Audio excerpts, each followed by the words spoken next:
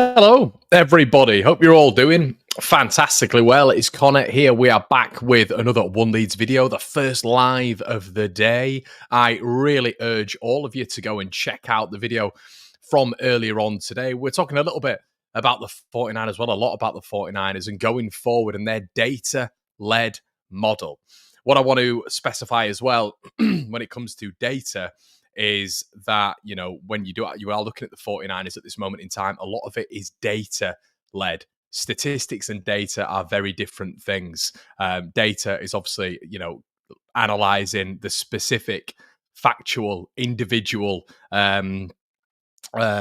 like specifics, what someone's doing in a game, and the statistics is all about getting a graph together and putting it maybe in a pie chart or a line graph or whatever it may be. That is the end result. Data and statistics are a very different form of collating quantitative data. So I just want to specify that I've been getting a few questions on that just in the comment section. So I just wanted to clarify that. But definitely go check it out, everybody.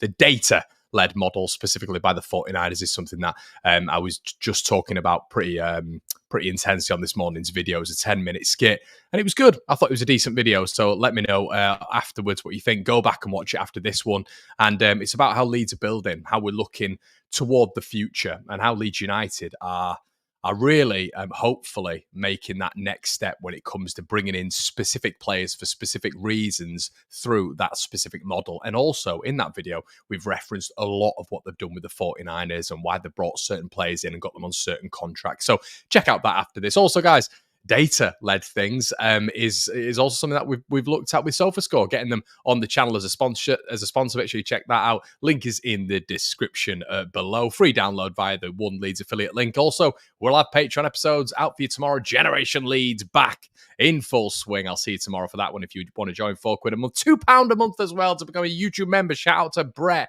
Stephen, and Caroline who joined yesterday. And let's get into it, shall we? Evening, Connor. How you, Formula Sonny? Kevin says hi. Hi, Jay. Hi, lad. Watch along later. Not a watch along later, mate. No, there is going to be an instant match reaction. Obviously, that is probably going to be pre-recorded, though.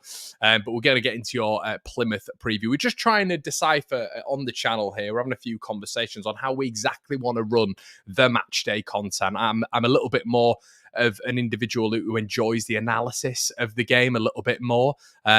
So I do quite enjoy doing that. So we're just trying to work a way around that at this moment in time of how we specifically go about doing that on a match day. But there will definitely be an instant match reaction. There will definitely be the three things that we learned tomorrow morning. There will definitely be a little bit on Patreon as well tomorrow morning. I always ask the patrons what they want, and they have said a little bit more input on match day, so they are getting their views in on the next video. So yeah, shout out to all of you who are in the building. Hello, everybody. What's up, Dave? How you, mate? For me, all those that jump ship, sell them, as they clearly don't believe in the Leeds shirt, then fresh recruitment for this new structure. Obviously, this is amid news that Sinisterra, basically, there is a very, very highly regarded Italian journalist who's basically suggesting that Sinisterra is going to be a prime target for Rafael Leao. If Rafael Leao is to jump and leave AC Milan, there's massive rumours about Leao obviously going to Manchester City. Real Madrid are apparently looking as well if Mbappe's not on the cards, which I think we all know that it's going to be. But Sinisterra is their prime target. We know he's been a target for AC Milan before as well. That would be a lovely move for them. Of course it would be, but it would be an interesting move for Leeds. But I would hold firm on that one right now. I would not be agreeing anything with AC Milan right now. There is a growing understanding that Bournemouth have a real interest, a long-term interest in Sinisterra. Iriola apparently absolutely loves him, even though he's played limited minutes. He's had a big impact apparently on proceedings. I can't profess to have known and watched that much about Bournemouth this season, but Sinisterra is one of those players who is going to be sought after, I should say. He's a very good player. He's a talented player. We all know that on the continent. He's proven it before as well. Listen, in the Premier League, he's proven it before. And in the Championship, it is what it is. We at the start of the season, he didn't get that much of a go at it by his own admission and by his fault as well. But listen, we know he could do it in this division, and the Premier League when he was fit, he was our major threat. But that was when he was fit, which was very, very rare. So yeah, it'll be an interesting one. But for me, it would be a real big error for Leeds to agree something right now when we don't have all the information. I think knowing all the information, if Bournemouth are willing to put up a decent fee, and you are probably looking at 25-30 million quid for Luis Sinisterra, still at a very good age, still in his prime, and still got lots of interest, who's going to offer more money? And we actually got into this conversation yesterday several times when it came to Leeds United and the Premier League and the landscape. Who offers more money? It's the Premier League. You would likely, be offered an upfront fee from Bournemouth more than you would at AC Milan, which is crazy, really. We were speaking last night about Brentford probably being more wealthy than Juventus, and that's the current landscape of the Premier League and English football. The interesting thing is going to be, is that something that Leeds are going to wait and hold out for? I think it definitely should be. Let's get into a few of your comments. Evening, Danny. How you going, mate? Evening, Jaden. Mark said, obviously, those who've jumped ship, he wouldn't have them. 30 million, if we go up, should be easily attainable, says Yaboa. Do you know what the interesting thing is going to be? It's going to be if maybe Luis Sinisterra takes Bournemouth to court. Maybe that's how it's going to be from now onwards. If Bournemouth, if they've already agreed a fee with Bournemouth behind the scenes, and there's an obligation there, and then AC Milan come in, maybe Sinisterra will take Bournemouth to court. Maybe this is just going to be a big thing until Sinisterra retires. It's just going to be him taking every single club that doesn't let him go, or venture to where he wants to. Maybe he's just going to take them all to court. So yeah, that is the big rumour at this moment in time. There's a rumoured fee of around 21 million quid from AC Milan's side, which would include installments. But if you're Leeds United, I would not be agreeing anything as of right now, because there is a huge argument right now that 21 million is probably very, very, very undervalued when it comes to someone like Sinisterra. What's going against him? The fact that he's not been able to build up his portfolio and play as much this season, of course. But the big thing at this moment in time is his reputation. And everybody knows Luis Sinisterra has raw quality. He's had it previously before coming to Leeds, obviously at Feyenoord. He's had it at Leeds United. And for Spates as well, he's had it at Bournemouth. So let's get into a couple of your comments. Stephen says, it's a damn shame what happened with Cine. What a baller, but no one is bigger than the club. Completely agree, Steve. Carol's in the building. Paul Brunton says, what do you think of all the youngsters that Orta signed that haven't made it? Complete waste of money. Yeah, I think if anything, like I mentioned this, I think my big criticism of Victor Orta has always been his emotion when it comes to Leeds United. I used to really, it used to bug me a lot when he used to take everything in. I think my biggest fallout with Victor Orta, and I know people have had it in different phases when he's been flipping off the fans and all this sort of stuff and shouting at the fans. My biggest problem with him was when we have been consistently, and they were, by the way, everyone behind the scenes at Leeds United were pretty much head on that after Marcelo Bielsa left, the reins were going to be given to Valverde. That was 100% happening. Obviously, things changed. Victor Orta then went and guarded, went and missile ran for Jesse Marsh, his friend. So that's when I fell out with Victor Orta. But I think when you're actually looking at data and his recruitment from that, a data-led approach, I think he did some good things. And I think he did some absolutely horrendous things, as we know. But we have to lump Radrizzani in there as well. But there are a couple of youngsters in there at the minute that you've also got to look at everybody and think, have they had the game time? Can you call Joe Gelhardt a failure? Can you call Christopher Clarkson a failure? I know he came a little bit later. Can you call Sam Greenwood a failure? Charlie Cresswell, who's obviously come through the system. But McGurk, can you call him a failure? Can you call Poveda a failure? Obviously, it's not worked. It's probably not worked in terms of training, but the exposure to first team minutes is obviously such a massive thing. It's such a massive thing. But if Leeds are able, and this is why it's a bit, I've seen this a little bit today as well when it comes to an article which I think we're all aware of. that there is a common understanding that it has failed. But if Leeds are able to get the capital back for these players, has it failed for certain individuals? If we're able to get back a decent fee for Joe Gelhardt, a really good fee for Joe Gelhardt, if we're able to get, you know, some of the youngsters that are still amidst the squad and maybe are sold on in the future, someone who Victor Orta brought in, like an Elan Melier or a Pascal Strauch, if they were to be sold on in the near future, Pascal Strauch's going to go for big money. Whether or not you guys rate him or not, it's fine, but he will go for big money. Elan Melier, if he can have a half decent 6 months without many mistakes in the Premier League, he'll go for good money. So then you're going to look at it and you're probably going to look at the net and look at what Victor Orta has done overall, and it'll be a lot closer than people think. It will be a lot closer than people think. The ultimate aim of a data led project, which Victor Orta said that he pretty much brought in at Leeds United. He had a 3-man shortlist all the time. It was based on data, him doing this and bringing in the young lads and all this sort of stuff. If we're able to sell them on for decent profit, then it might not be as bad as many people think. But I think overall, the big signings of the club have obviously been, we've seen some real failures there. But when we're looking at the youth, it might not be as bad as people think. That's what we've got to focus on here, the youth, I guess. Gareth says, Sinisterra could be a 40 million player if he stayed fit. Definitely don't agree anything now. Yeah, I agree with you there. Charlie Crew and Harry Gray will be the next to break through. If we get promoted this year, the 20 million out of the window and we can set a much higher price. I presume that's to do with Sinisterra. 25 million minimum cherries or take a hike and we'll see City in court. Daniel, hey Daniel. Hey Connor, the ownership is doing good. I see the players, what we have right now, togetherness, wanting to win. Yeah, I agree with you, mate. The day I lost respect for Victor Orta is when he was arguing with the fans. We will lose big time money on Aronson.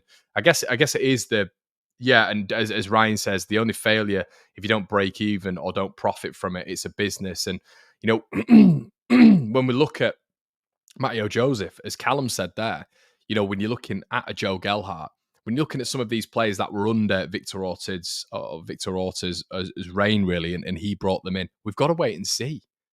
You've got to wait and see. You can't just pigeon Ian Poveda and McGurk and Greenwood an article and just say, well, it's failed then.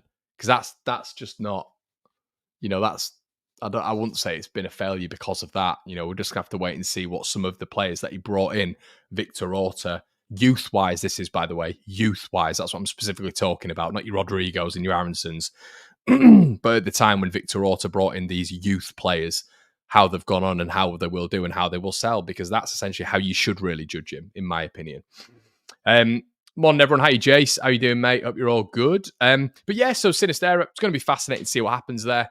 But let's get on to your Plymouth preview. So what do you guys think about this one? Do you think Leeds should go hell for leather? Do you think we should go all out for this one? Should Leeds United be putting everything into the melting pot for this game? Should we be putting out a strong squad? I think we will. I think we're going to see a strong squad for this one. I think you're going to see a lot of first teamers in there. Would you be looking at maybe resting Ethan Ampadu? Well, he's already put his match day graphic on his Instagram, so he's not going to be rested. I wonder if Ethan Ampadu is ever going to be rested ever again. But the interesting thing about Ethan Ampadu playing in this one is obviously he played against Peterborough as well, and we put out a reasonably strong team in that one as well. But there is maybe a likelihood that, I would love to see Charlie Cresswell in this starting lineup. I would love to see Joe Rodon sort of benched for this one. I want Joe's minutes to be really managed because he does glue a lot together when it comes to that Leeds United backline. He's been so consistent, so good for Leeds that I don't want to see. There is potential that Joe Rodon goes down in this game. There's potential Joe Rodon goes down in any game and knackers his leg or knackers whatever part of his body, is strained or is maybe tackled. You've got to manage these minutes, and by managing minutes, you don't expose players to too much game time that they don't need exposing to. Now, the trip down there is massive. We know that the 49ers have apparently organised a plane, of which Leeds United would normally have not done that in the Championship. They would have normally got there via other means. But Leeds going down there, they will want to win the game. Farker will want to win the game. It's going to be another Plymouth sellout. It's obviously in front of the nation. I believe it's on BBC as well. It's a big game. It is going to be a big game. It's going to be a bit of a showcase, isn't it? It always is when Leeds are in town, and Plymouth, the town will be up for it. And listen, I thought they were a pretty average side. We've played them. We're going to be playing them again in a few weeks, and I think that's got to take priority. But for me, Rodon is certainly one who I'd keep out of this one. Archie Gray is another one. But you've got to then look at the options. What options do Leeds United have? Could Byram go out on the right, or is Byram still injured, or is Byram injured again? I completely lose track with Sam Byram. The amount the guy gets injured, I kind of just come on these streams and say, is he injured? Is he not? I don't really know. It's not a lack of research. I literally just don't know if he's injured or not. So if he is available, it'd be quite nice to see a Byram at right back, a Firpo at left back, and maybe a Cresswell and Ampadu back two. That's what I'd like to see in central midfield. I'd probably looking at, I wouldn't mind putting Gruev and Kamara in there again. I think the more that they can play together, the more that connectivity, that partnership is going to develop. And I think in midfield, that's essential, being sort of the engine room, the brain of the team. Going forward is really going to be interesting. It's really, really going to be interesting. And I think you've got to start Willy Gnonto in this. What I want to start with Willy Gnonto is the reason I want him to start is because we need to start seeing this consistency, this form. We need to start seeing Willy Gnonto really performing on a level where you're going, right, he can start. And Dan James was given minutes on that right-hand side. Willy Gnonto now needs to be given minutes. And tonight is a real opportunity. Plymouth and wins the game for Leeds again. And provides a moment, plural, moments of quality, and Leeds to go through via Willy Gnonto, and he's essentially the match winner. Daniel Farke, whatever anyone may say is about personal feelings towards Dan James and how well he's done, if Willy Gnonto has won Leeds the previous game, and now he wins as this game, or has a massive hand, maybe an assist, maybe a goal, maybe 2 goals and an assist, who knows? Daniel Farke is going to have to look at that and think, right, well, this is a meritocracy. Because he's done that previously. With previous selections, he has based it on a meritocracy. If a player's normally done well, they've stayed in. So, you look at Patrick Bamford. Perot had still scored, 8-9 goals by that point. Bamford came in, did really well, got 3 goals. Not a ridiculous amount. He's not torn the division up or anything like that, but it's based on a meritocracy. He's done well. You keep him in the side. Leeds may look a little bit better. Willy Gnonto might be able to give a few different dimensions to that of Dan James. I still think Dan James is a lot more of the Jack Harrisons, and I think Willy Gnonto is more of the Crysencio Somervilles. People seem to sort of misunderstand when I say this, that technically Willy Gnonto is a better footballer than Dan James. That's not me saying he's a better footballer overall. Dan James has got incredible work rate. I think he's developed as a footballer as well. Big time. I think his level's gone up, but also his level's gone down in being in the Championship. And we all have to remember that, as is Willy Gnonto's. But I do think technically, as a footballer, Gnonto is better. But I also think Dan James has a lot more when it comes to that work ethic, that grind, that determination, in my opinion, from what I've seen so far, than what Willy Gnonto has. So they both have deficiencies that are each other's advantages. That's why it's so interesting. And both give Leeds a different dynamic. Let's have get a couple of comments in. I don't think it'll be that definitely won't be an easy game. They are not. They're not. Let's be honest. They're not a top team at home, but they've got a much better home record than they have away, as most teams have in the division. Watch us lose to Rotherham, Sam. We got Rotherham on Saturday, so surely we can't go full strength. Joe's in the building. Hi, Joe. Evening all. Hope you're well. We'll go for it because won't want to lose momentum. Yeah, Callum says watch along tonight, Connor. Cal, I'm sort of I don't know with the watch alongs. I'm still debating it, mate. In general, really. If you guys want to see it, leave a like on the video, and I can look at it for your future games. But I've said this multiple times. I don't know if you guys agree, but I do, and I want to get your thoughts on the channel, really. But I do love doing sort of pieces that we did this morning, a lot more journalistic pieces and a lot more journalistic looks at the games, and reports and all this sort of stuff, and giving my opinion. I do like the watch alongs, I really do. But I feel like it gives me a little bit of a gap when I'm doing the watch alongs, is sitting here and writing notes, which is what I normally do, and have pages open on my iPod where I'm getting at my iPad where I'm getting my thoughts down. So I kind of enjoy doing bits around the game as well, like I'm doing now and like I'll do after the game. So yeah, I don't know if you guys will enjoy that. As I say, it's a trial and error period when it comes to these sorts of things. But yeah, that's kind of what's in my head right now. If Parker does not stop Cresswell tonight, start Cresswell, I don't think he'll ever pick him. Yeah, you're probably right, mate. Hi, Connor. I think Leeds need to concentrate on the league, so I wouldn't be bothered if I wouldn't be bothered if we lose tonight. Yeah, they were bang average. Plymouth did next to nothing from the 70th minute onwards. I agree. I don't think it will be easy. Jason said that before. Let's have a quick look at a few more comments as well. Only a failure if you don't break even or don't profit from the business is exactly what we're talking about when we're on about Somerville as well.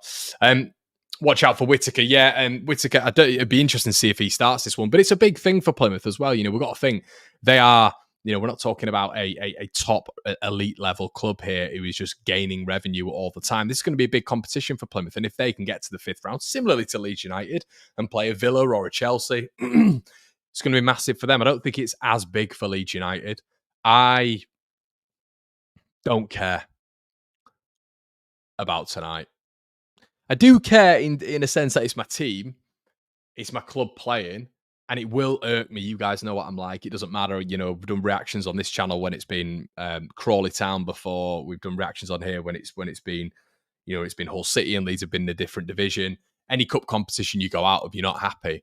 But if we're out, you're focusing on one competition. And then I believe Southampton and Leicester are still in. That's what you've got to look at as well. Obviously, Ipswich are out.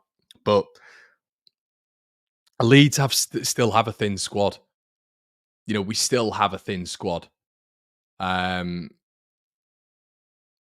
not sure it should be treated as a... if you're asking me the question, would I be starting Ethan Ampadu tonight? I wouldn't.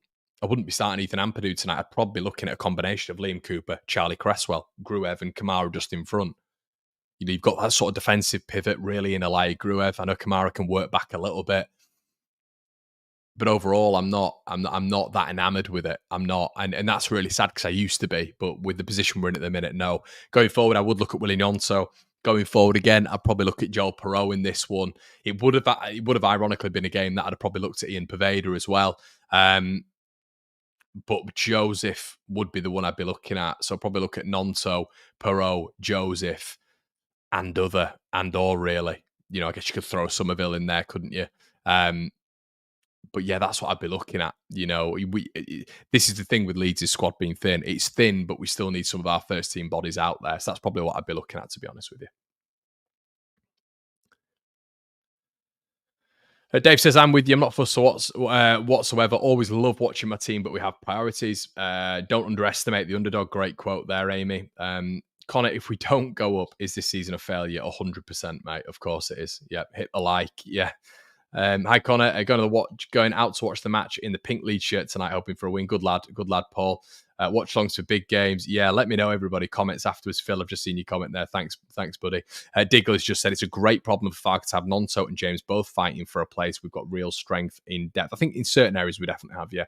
The squad at the moment would be in the relegation mix in the Prem. Massive difference in level. Would need to be competitive. I agree with you there. I'd like to see Bamford in the 10, Perreault in the 10, and Rutter in the Kamara spot with Gruev, says George. Gate receipts are 50-50 in the FA Cup, so big incentive for going through, as we'll get half of the ticket sales from Villa and Chelsea away as well. Villa would be good as well, because it feels like we get more of an allocation at Aston Villa as well.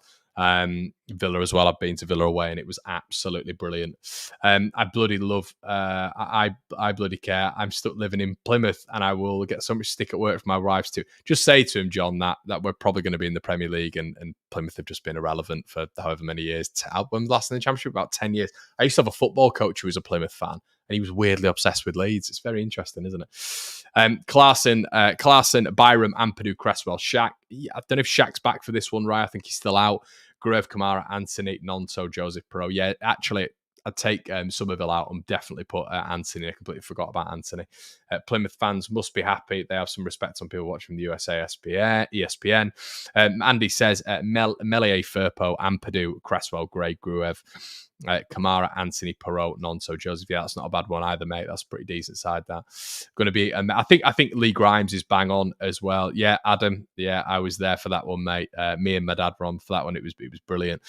But yeah, I think it's going to be a tough game. I really do. I think it's going to be a tough game tonight. It's going to be scrappy. It doesn't feel that, we've I mean, what have the scores been against Plymouth? What, 2-1, 1-1, obviously tonight, and then we've got them as well again in a couple of weeks' time. So, it'd be nice to blow them away a little bit. We definitely have the capabilities to do so. Stephen, what a legend as always, mate. Thank you so much, mate.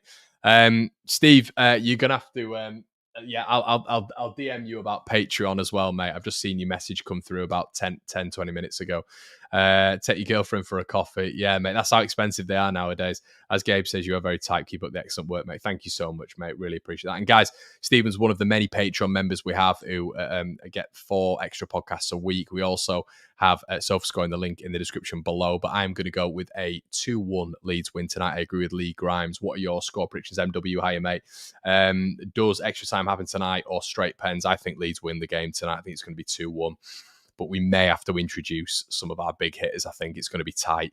I think they'll go strong. I really do. I think they're going to go strong. I think you're going to see Hardy. I think you're going to see Whittaker. I think you're going to see a lot of the regulars, really. 3-0 tonight, says Jadon. It's going to pour it down. Yeah, keep getting your comments in. But I'm going to go with, Richard's just said, I think we'll win on penalties. I think we're going to win 2-1 tonight. It's going to be tough, though, everybody.